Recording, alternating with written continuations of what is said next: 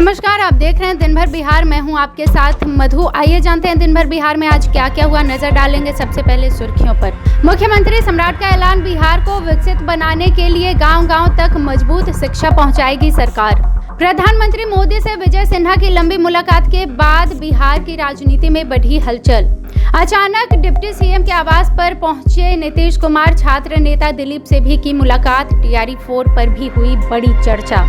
पटना के बाढ़ स्थित उमानाथ गंगा घाट पर बड़ा हादसा, नाव पलटने से 3 लोगों की मौत, 4 अब भी लापता। पटना में सीएनजी उपभोक्ताओं को महंगाई का बड़ा झटका, 2 रुपए प्रति किलो बढ़ी गैस की कीमत। राहुल गांधी के नेतृत्व और देश भर में एसआईआर लागू होने को लेकर बीजेपी का हमला, गिरिराज सिंह और राजीव प्रताप रूडी ने दिए तीखे बयान। एसबीयू की रेड में करोड़ों की बरामदगी, रीशु श्री और अफसरों की सांठ-गांठ की जांच तेज। छात्रों के भविष्य से खिलवाड़ बर्दाश्त नहीं, नीट पेपर लीक पर सख्त हुए मंत्री अशोक चौधरी। महिला संविदा कर्मियों को विशेष छुट्टी देने में बिहार ने रचा इतिहास, देश में पहली बार ऐसा फैसला। बिहार के कई जिलों में तेज हवा और बारिश से बदला मौसम का मिजाज, लोगों को भीषण गर्मी से मिली राहत। अब खबरें जानेंगे विस्तार से। वीर सावरकर की 143वीं जयंती समारोह में मुख्यमंत्री सम्राट चौधरी ने बिहार में शिक्षा और कानून व्यवस्था को लेकर कई बड़े ऐलान किए। उन्होंने कहा कि राज्य के हर ब्लॉक में मॉडल स्कूल खोले जाएंगे, जहां बेहतर शिक्षा व्यवस्था दी जाएगी। मुख्यमंत्री ने कहा कि अपराधी की कोई जात नहीं होती और किसी भी अपराध पर 48 घंटे के भीतर कार्रवाई होगी। भ्रष्टाचार करने वालों को बेऊर जेल भेजा जाएगा। उन्होंने तिलक मांझी विश्वविद्यालय में तिलक मांझी की प्रतिमा के अनावरण के लिए राष्ट्रपति से आग्रह करने की बात कही है। कार्यक्रम में वीर सावरकर की जीवनी पुस्तक का लोकार्पण भी किया गया है और बिहार को विकसित बनाने के लिए सभी के साथ मिलकर काम करने की अपील की गई है। बिहार सरकार के कृषि मंत्री विजय कुमार सिन्हा ने दिल्ली में प्रधानमंत्री नरेंद्र मोदी से मुलाकात कर राजनीतिक हलकों में चर्चाओं को तेज कर दिया है। इस दौरान उन्होंने प्रधानमंत्री को भगवान राम की प्रतिमा भेंट की और दोनों नेताओं के बीच करीब 45 मिनट तक बातचीत हुई। सूत्रों के अनुसार बैठक में बिहार की मौजूदा राजनीतिक स्थिति, संगठनात्मक समीकरण और भविष्य की राजनीतिक भूमिका को लेकर विस्तार से चर्चा की गई। विजय कुमार सिन्हा ने राज्य के हालात और पार्टी संगठन से जुड़े कई मुद्दों पर भी अपनी बात प्रधानमंत्री के सामने रखी। हाल के दिनों में उनके कई बयान राजनीतिक संकेतों के तौर पर देखे जा रहे हैं, जिसमें उन्होंने खुद को विजय बिहारी बताते हुए पूरे बिहार की चिंता करने की बात कही थी। पूर्व मुख्यमंत्री और जेडीयू अध्यक्ष नीतीश कुमार अचानक उप मुख्यमंत्री विजय कुमार चौधरी के पटना स्थित सरकारी आवास पर पहुंच गए। इस दौरान उन्होंने राज्य में चल रहे जमीनी कामकाज की समीक्षा करते हुए अधिकारियों से संबंधित जानकारी ली और विजय चौधरी को शाम तक विस्तृत रिपोर्ट देने को भी निर्देश दिया। इसी बीच बिहार में टीआरई 4 शिक्षक भर्ती को लेकर अभ्यर्थियों का आंदोलन भी जारी रहा। छात्र नेता दिलीप ने नीतीश कुमार से मुलाकात करके टीआरई 4 के विज्ञापन को जल्द से जल्द जारी करवाने की भी मांग की है। साथ ही 46,000 से अधिक पदों पर भी बहाली की मांग की गई है। पटना के बाढ़ स्थित उमानाथ गंगा घाट पर नाव पलटने से दर्दनाक हादसा हो गया। इस घटना में 3 लोगों की मौत हो गई, 4 लोग अभी भी लापता है, जबकि 7 लोगों को सुरक्षित बाहर निकाल लिया गया है। बताया जा रहा है कि नाव पर सवार सभी लोग दियारा क्षेत्र में परवल तोड़ने के लिए गंगा पार जा रहे थे। इसी दौरान इसी बीच नदी में अचानक तेज हवा चलने से नाव असंतुलित होकर पलट गई और लोग गंगा में गिर गए। हादसे के बाद मौके पर अफरा तफरी और चीख पुकार मच गई, जिसके बाद स्थानीय लोगों ने राहत और बचाव का कार्य शुरू कर दिया। सूचना मिलते ही एसडीआरएफ और जिला प्रशासन की टीम मौके पर पहुंच गई और लापता लोगों की तलाश जारी है। घटना के बाद मृतकों और लापता लोगों के परिजनों का रो रो कर बुरा हाल है। पटना में सीएनजी उपभोक्ताओं को एक बार फिर से महंगाई का बड़ा झटका लगा है। आपको बता दें कि पटना में सीएनजी की कीमतों में 2 रुपए प्रति किलो की बढ़ोतरी की गई है, जिसके बाद अब शहर में सीएनजी 92 रुपए 90 पैसे प्रति किलो की दर से मिल रही है। कीमत बढ़ने का सीधा असर ऑटो, टैक्सी और निजी वाहन चालकों पर भी पड़ रहा है।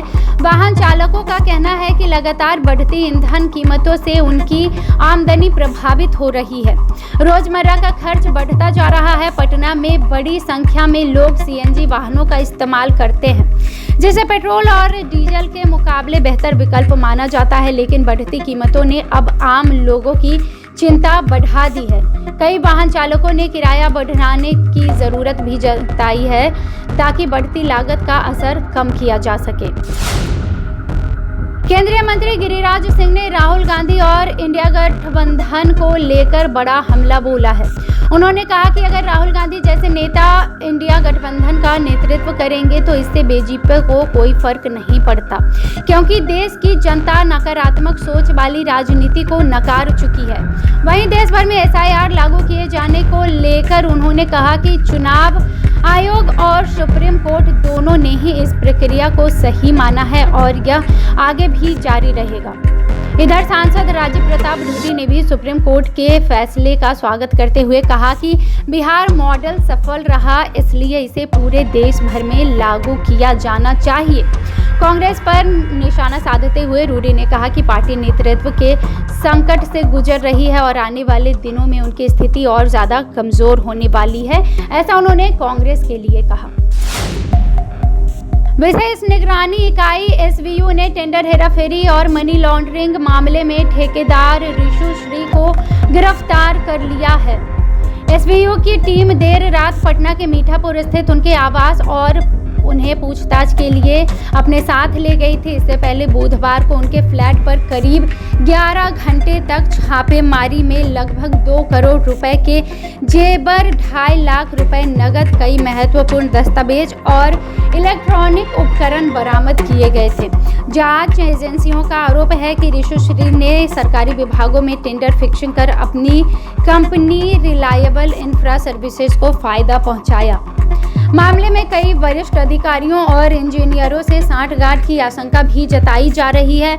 सूत्रों के अनुसार वरिष्ठ IAS अधिकारी संजीव हंस समेत कई अधिकारियों से जुड़े संबंधों की भी जांच की जा रही है। एजेंसियों का मानना है कि आगे चलकर जांच बढ़ने पर कई और बड़े खुलासे हो सकते हैं। बिहार सरकार के मंत्री अशोक चौधरी ने SIR और नीट पेपर लीक मामले को लेकर विपक्ष पर तीखा हमला बोला है। उन्होंने कहा कि विपक्ष सिर्फ हाय तौबा मचाने के बजाय तथ्यों और डेटा के साथ अपनी बात रखे। मंत्री ने कहा कि चुनाव आयोग पर बेवजह सवाल उठाकर जनता के बीच भ्रम फैलाने की कोशिश की जा रही है। वहीं नीट पेपर लीक मामले पर उन्होंने चिंता जताते हुए कहा कि यह छात्रों के भविष्य के साथ खिलवाड़ है और ऐसी घटनाओं को रोकने के लिए परीक्षा प्रणाली और पारदर्शी बनाने की जरूरत है। अशोक चौधरी ने कहा कि सरकार पेपर लीक और मानव तस्करी जैसे मामलों को लेकर पूरी तरह गंभीर और दोषियों पर सख्त कार्रवाई की जाएगी। उन्होंने कहा कि देश और राज्य की सुरक्षा से जुड़े मुद्दों पर राजनीति करने के बजाय सभी दलों को जिम्मेदारी से काम करना चाहिए।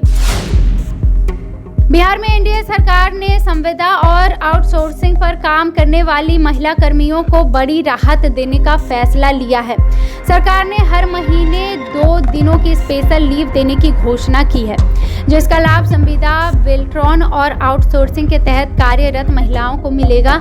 इस फैसले से राज्य की 1.5 लाख से अधिक महिला कर्मियों को सीधा फायदा होने की उम्मीद है। बताया जा रहा है कि 2 दिनों की विशेष छुट्टी देने वाला बिहार देश का पहला राज्य बन चुका है। हाल ही में मुख्य सचिव के एक पत्र के बाद संविदा महिला कर्मियों की ड्यूटी समय को लेकर विवाद खड़ा हो गया था, जिसमें नियमित कर्मियों की तुलना में 1 घंटा अधिक काम कराने का निर्देश था। इसी विवाद के बीच अब सरकार ने महिला कर्मियों को लेकर राहत देते हुए स्पेशल लीव देने का निर्णय लिया है। बिहार के इकाई में तेज हवा और बारिश होने से लोगों को भीषण गर्मी से राहत मिली है। मौसम विभाग के अनुसार पिछले 24 घंटों के दौरान उत्तर मध्य, उत्तर पूर्व और दक्षिण पूर्व बिहार के अधिकांश क्षेत्रों में हल्की से मध्यम बारिश दर्ज की गई। वहीं उत्तर पश्चिम, दक्षिण मध्य और दक्षिण पश्चिम बिहार के कई इलाकों में भी वर्षा हुई है। पटना मौसम विभाग ने अगले 2 से 3 दिनों के दौरान राज्य के अधिकतम तापमान में 2 से 4 डिग्री सेल्सियस तक गिरावट आने की संभावना जताई है। हालांकि न्यूनतम तापमान में अगले 5 दिनों तक कोई बड़ा बदलाव नहीं होने की उम्मीद है। मौसम में आए बदलाव से लोगों को उमस और तेज गर्मी से काफ़ी राहत मिली है।